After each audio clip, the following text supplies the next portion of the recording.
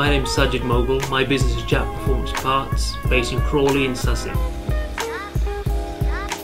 Our car is a Subaru drift car, RB25 powered, Nissan Silvia rear axle, first one in the world, driven by Walton Smith of Garage D.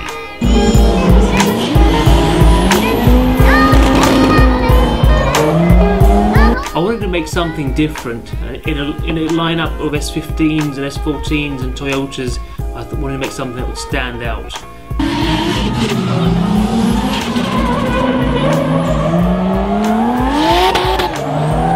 There's a two-door Subaru here that could be interesting, and you know, we went down to JPP Performance Parts, had a chat with Saj and got the ball rolling. What sort of state was it in when you got given the car?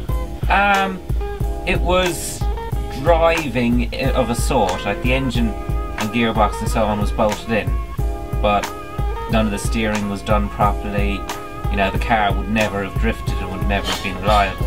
It was still running the Subaru differential and half shaft, so it would have just broken. But we didn't know about setup and getting the car ready for drifting, and Walton was the ideal person for the job. The front crossmember and so on, which actually made it handle worse, would have made it handle worse than standard Subaru. So we remanufactured the whole front crossmember here and did custom lower arms and hubs to get proper steering lock. So we literally redid the entire front suspension, and then we went to the back of the car and fitted the Nissan differential and shafts, which would be strong enough to take the power of the Nissan engine.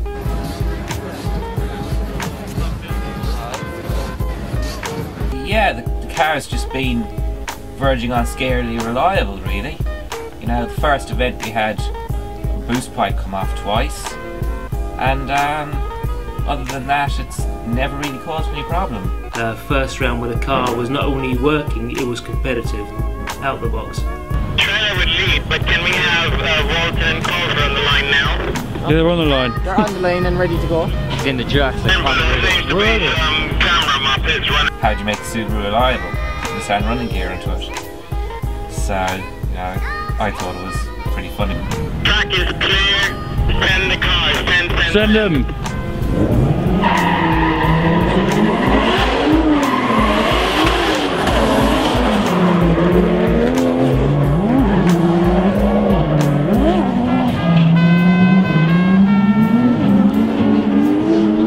Oh, Walton on the wall! It's had a bit of a mixed reaction in a lot of ways, because it doesn't look like a drift car for a lot of people. It looks more like a time attack / rally car. So I think a lot of the drift fanboys don't really like it. They'd much rather a 4-door 32 that's dragging its exhaust on the ground.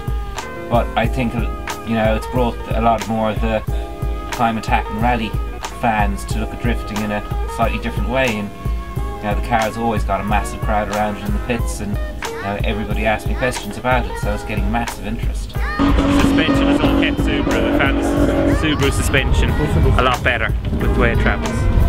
People just love to see it because it's so unusual. And the other thing for me was important was to build something not just as a race car, but it's our company showpiece. It's got to look nice. Everything's gleaming on the car, professionally built. We've over-engineered as much as we could to make it what it is, the most reliable car, I think, in 2010.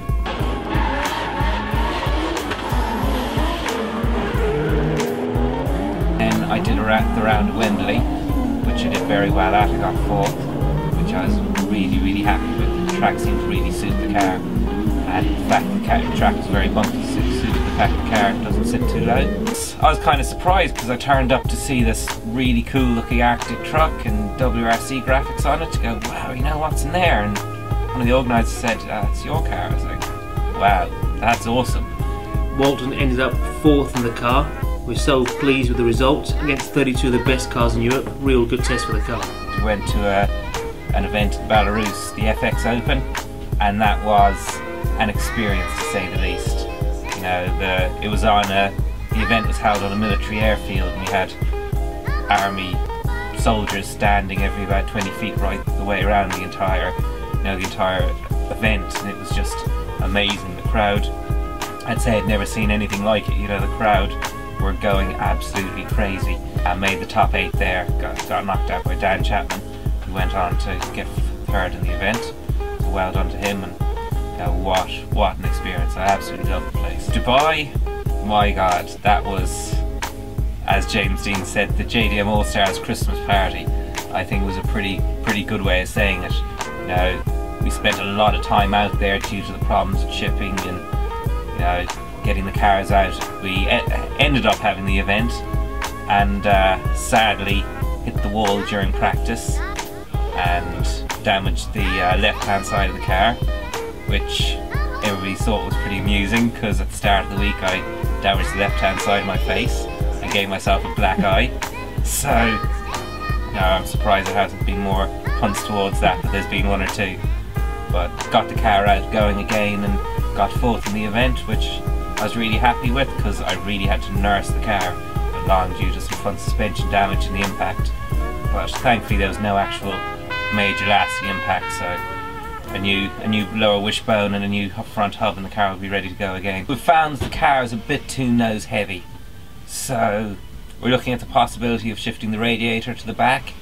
We're hoping to get better quality tyres on the car for next year, because this year we've only been running relatively narrow budget tyres on the rear, which really doesn't help.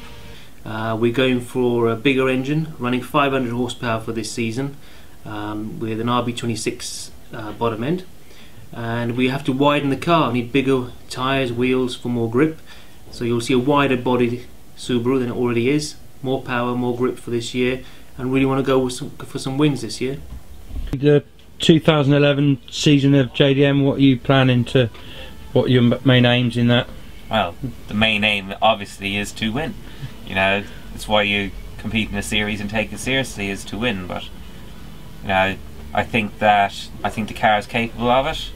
I think obviously there's a lot of luck involved in winning a series as well, but I think the team is working well. You know, competitive tyres would, I think, make a big difference, but it's looking good for getting that sorted, and you know, looking forward to the series in general. Who else? Who are you aiming to beat?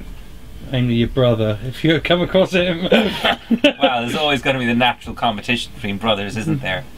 I don't think he'll have a car ready for the very start of the series, which would be a shame, but I'm sure he'll be out there and he will be the man to beat for the stress during the week afterwards of bad judging or any issues like that, but we'll see what happens.